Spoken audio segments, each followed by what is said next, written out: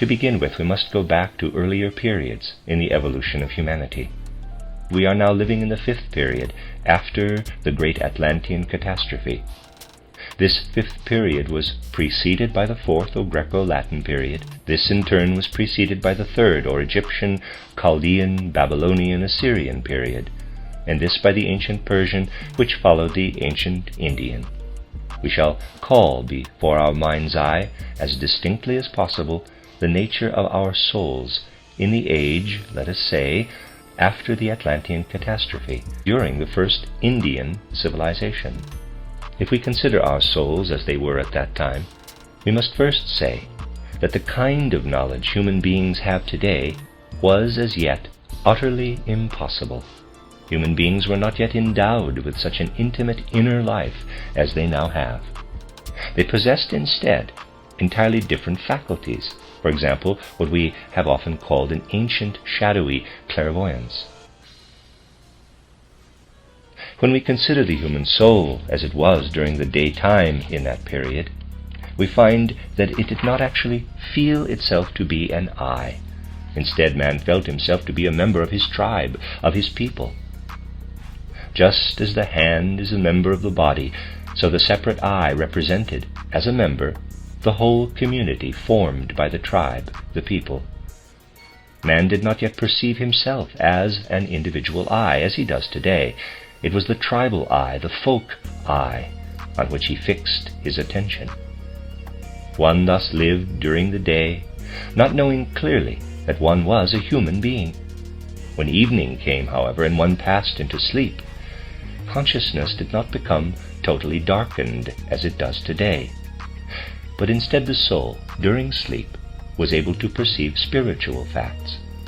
One thus perceived in one's environment, for example, facts of which the modern dream is only a shadow, spiritual events, spiritual facts, of which the dreams of the present day are, as a rule, no longer true representations. Such were the perceptions of the human beings of that time, so that they knew that a spiritual world existed.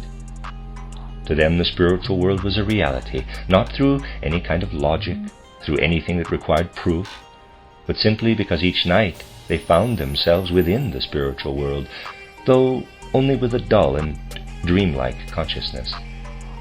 We look back to an ancient era of dim, dreamlike clairvoyance for our souls, which gradually diminished during human evolution. If we had remained at the stage of this ancient, dreamlike clairvoyance, we could not have acquired the individual I consciousness we have today. We could never have known that we are human beings. We had to lose that awareness of the spiritual world in order to exchange it for I consciousness. In the future, we shall have both at the same time.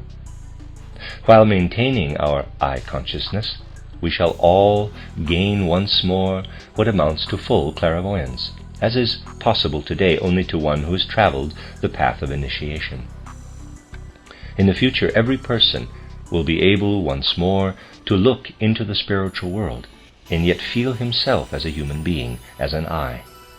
In the distant past, man was a kind of spiritual being, because he associated directly with other spiritual beings, was their companion, so to speak. He felt that he belonged with other spiritual beings to whom he can no longer look up with normal senses today. The human being now perceives the outer world and becomes ever more entangled in it. The person of today cannot look into those worlds with his ordinary consciousness. Earlier, however, he dwelt in them, both during the sleeping consciousness of the night and in that intermediate state of which we spoke. He lived in the spiritual world and had intercourse with these other beings. In the time of Christ Jesus, I consciousness had become firmly established. Memory of the spiritual world had already evaporated. If in the time of Christ Jesus someone were to have expressed what was indeed the truth in that period, he might have said, quote, "Once upon a time human beings were able to experience the kingdom of heaven outside of their own eyes. In those spiritual distances they reached when they emerged from their lower selves. The human being had to experience the kingdom of heaven, the spiritual world, at a distance from the eye.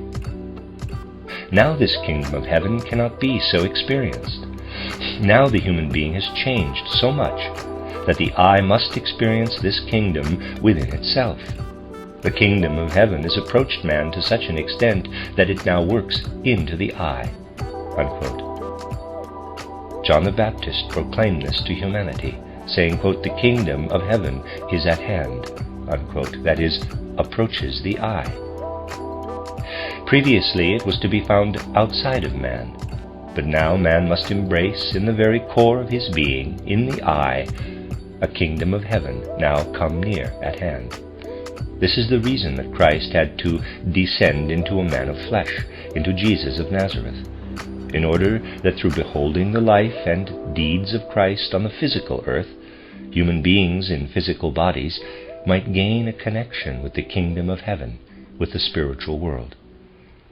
In order that a connection with the spiritual world that has been lost can be won again."